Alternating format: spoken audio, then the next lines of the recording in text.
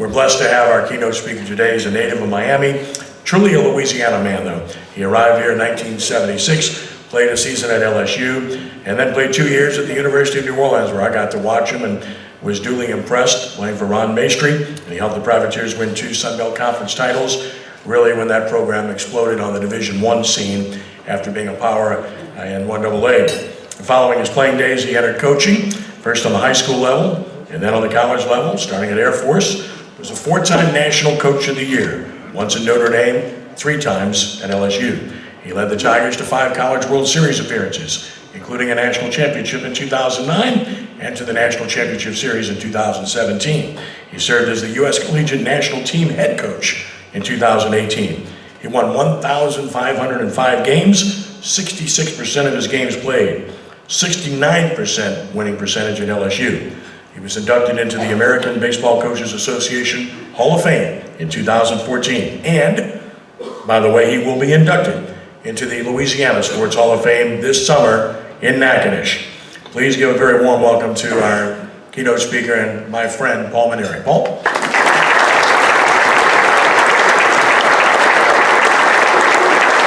Thank you. Thank you all. I cannot express to you how much I appreciate being invited here, Ken. I don't have that much to do these days, you know? To come here to New Orleans and talk about baseball is about the only thing that could get me off the golf course, and Ken knew that, so I appreciate the invitation. I am pinch hitting for Jay Johnson today, which, being a pinch hitter, is not a role that I'm really used to. If you'd have seen me play back in 1978 and 79, you know hitting was not my greatest skill. In fact, Ron Maestri, I always kid him that he put me in the NCAA record book. I replaced the great Joe Bennett at second base in 1978, and Mace got me in the record book by batting me most games consecutively, batting 9th in the order, okay? So I was the worst player on a really good team. You know, coming to UNO was really an amazing experience for me, getting a chance to play for Ron Maestri, because I grew up the son of a baseball coach in Miami, Florida. When my father retired from coaching, he was generally regarded as the greatest junior college coach in history. And he was an outstanding coach, unbelievable really, could get the players to play at a level that they didn't believe they could play at. He emphasized community service, education, all the things that these wonderful coaches stood up here and talked about. They understand what coaching really is. And my father was that way. But when I came to the University of New Orleans and played for Ron Maestri, I saw a whole different responsibility that college baseball coaches have. And that is to get out and to hustle and to garner the support of people in the community. When I first came here, Ron Maestri would drag the field himself, cut the grass himself. He did everything. You know, at LSU, I had more people helping me. I didn't know what to do. I felt like Bear Bryant standing under the goalpost, leaning against the goalpost with nothing to do. But that's not typical of what college baseball coaches do. They don't necessarily have the support that we enjoyed at LSU. And I learned that skill from Ron Maestri, that no job is too small. You can work and do the things that coaches typically will do with youngsters, but if you don't get the support of your community, if you don't get the support of your athletic director, if you don't go out there and see the responsibility of promoting your program is going to be very stagnant. And this is what I learned from Ron in my days there, and I attempted to apply them at every stop along the way, really until I got to LSU. I had all that support that we've talked about. But to see people come out here today for college baseball, this is such an exciting time of the year. And it's, quite frankly, a time that I miss very much being involved in.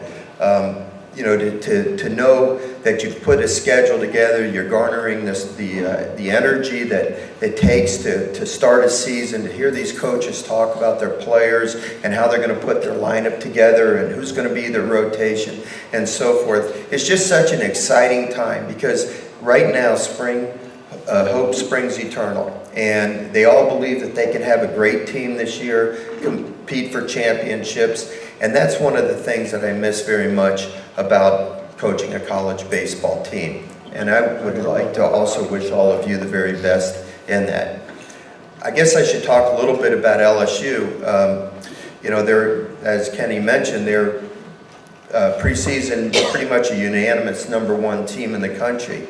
And it just made me think back to the first time that I had a team that was ranked #1 in the country. It was actually back at the University of, University of Notre Dame. And I'll never forget that week when that happened. We were ranked 3rd in the country at the time. I think Stanford and Southern Cal were ranked ahead of us. That weekend we were playing a 3-game series against Villanova. Stanford and Southern Cal were playing each other. They both lost a midweek game leading into the weekend series, and I started to think to myself, what happens if one of the teams wins 2 out of 3? That means both teams will have lost at least 2 games this coming week. If we were to sweep Villanova, is it possible? I couldn't even let myself go there. Well, sure enough, that's exactly what happened. And on Monday morning, our sports information director called me at about 11 in the morning and to tell us that we were now ranked #1 in the country. And when he said those words, I mean, I had tears running down my cheeks. What a moment, right? I could not wait to get out to the field to tell our players that day that at least for today, even though it's a subjective poll, some people consider us the #1 team in the country.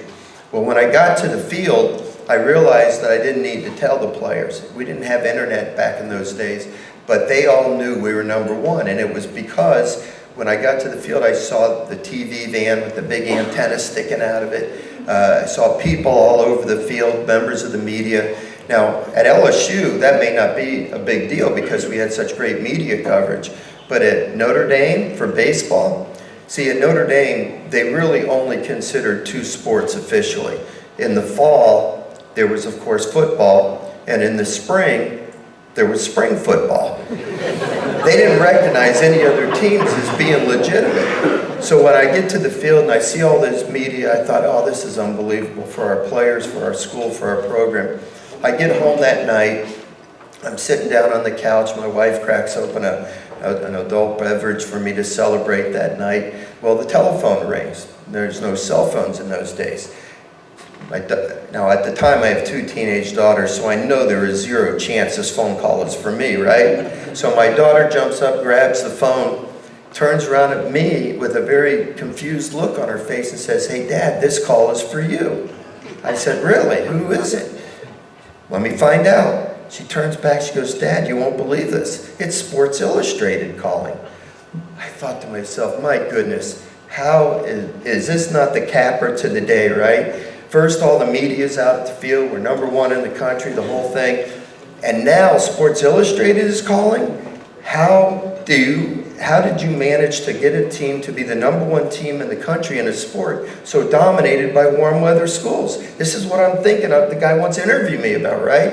So I jumped to my feet and I grabbed the phone with all the enthusiasm in the world. I said, "Hello?" And the voice on the other end said, "Is this Mr. Mainieri?" I said, "Yes, it is."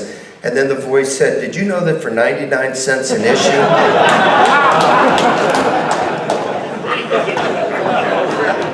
So that was my first experience of having a #1 team in the country. I got humbled very, very quickly. You know, before I'd say a couple things about LSU's program this year, I just had this reflection as Jay was up here speaking. The other thing that happened when I was a player at the University of New Orleans, we had excellent teams. As Kenny mentioned, we won the Sun Belt Conference 2 years in a row. Particularly my senior year, I think we were in the top 5 the entire year until we got upset in the regional at Mississippi State. I think we went 49-14 that year. And to this day, one of the things that sticks in my side is that we couldn't be the first team to get Ron Maestri to College World Series in Omaha. The '84 team ended up doing it. But we thought that we were going to do it. On the other side of town, Tulane had a tremendous program with Joe Brockhoff as the coach. And so what happened was Tulane was playing, whenever Tulane would play UNO, it was an amazing thing happened. Fans came out to the games. And I can still remember those days over at the old ballpark at Tulane and even at the old ballpark at UNO, and certainly the next year at Maestri Field, what became Maestri Field. But none of the ADs were not going to turn away any fans. They were going to take their money if they wanted to come to the game. But the stands, couldn't hold nearly the amount of people that were coming to the game. I think we were getting about 6,000 or 7,000 people to those games. And they would have the fans come in and fill the stands and then sit in the foul territory. And if it was really a big crowd, they would even have them sit on the warning track in fair territory. And this was so awesome to be a player in that environment, to look around and see people everywhere. Remember, this was 1978-79. But what happened was, because UNO and Tulane both had great programs, the energy, the enthusiasm, and the exposure that was given to those teams made everybody really realize that college baseball could be a special thing. Now, a few years later, in 1983, Skip Bertman came to LSU. The same kind of thing happened with Ron Polk at Mississippi State and Skip Bertman at LSU. Ron Polk had gotten to Mississippi State a few years earlier and had developed this great program, and now Skip comes to LSU and he knows what he's doing, and he develops a program, and every time they would play each other, the place would be packed. It's very similar to the way it was with UNO and Tulane. Ultimately, what happened is presidents and athletic directors around the SEC would say to themselves, look what's happening in Starkville, Mississippi, look what's happening in Baton Rouge. I wonder if we gave our support to the program, if we hired a good coach, could we have a program that could be a source of pride for our community, for our university, and maybe even become self-sufficient. And that's why you saw the other programs in the SEC eventually invest in their programs, and baseball become such a happening in the South. But it really, in my mind, started with UNO and Tulane. And so this is the momentum that baseball has gathered, and we hope that it's going to continue. I know, as a college baseball coach for 39 years and coaching over 2,200 games in the dugout, I mean, I just, to me, it was my life. In fact, this morning, I was excited about coming here, getting dressed, and my wife came in and said, well, where are you going? I was thinking we could have lunch today. And I said, I'm sorry, honey, I've got to go somewhere this afternoon. She goes, please tell me you're not going to give another talk somewhere. I said, well, actually I am. I'm going to New Orleans, and we're having a luncheon for college baseball. She says, I've been married to you now for 43 years, and I have come up with one indisputable fact. I said, what's that? She said, you love LSU and UNO and baseball more than you love me. And I said, oh, come on, honey, don't take it that way. I said, I love you more than football and basketball. So I'm really proud to be here today and talk about college baseball. I miss it. I really do. There's some things about it I don't miss. I don't miss the roster management part. I don't miss the draft. I don't miss the weather sometimes and deciding whether I'm going to play. But boy, do I miss working with kids out on the field, and do I miss the big games and the thrill of winning championships and just seeing people energetic and at the ballpark. I can't tell you how many times I used to stand on that top step of the dugout about the 5th inning of a game, and I just pan the whole stands and look around and almost feel like I had to pinch myself to believe that it was really happening. It's a tremendous honor to have been a college baseball coach, especially in this state. I love Louisiana, I love the South. New Orleans is my favorite city. Don't tell the people in Baton Rouge I say that, but my favorite city in the whole world is right here. This is wonderful that all of you came out to support college baseball, and even though I'm not still coaching, I'm going to continue to support college baseball in any way that I can. Again, as Jay did, I'd like to wish all of you luck.